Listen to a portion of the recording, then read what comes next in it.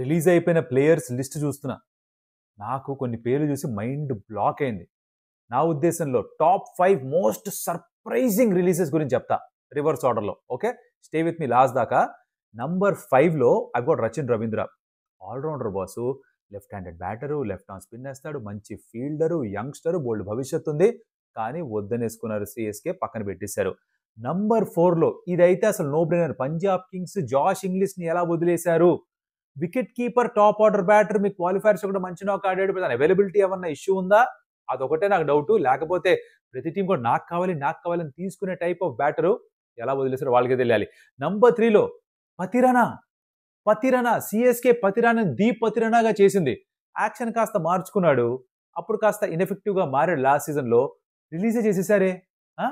Number 2లో వెంకటేశ్వర్. ఇది kind of expected. 23.75 crores కి జస్టిఫికేషన్ తను ఇవ్వలేకపోయాడు, తను రిలీజ్ చేశారు. బట్ నంబర్ 1 ఏదైతే ఉందో ఇది నేను కేకేఆర్ నుంచి ఎక్స్పెక్ట్ చేయలే.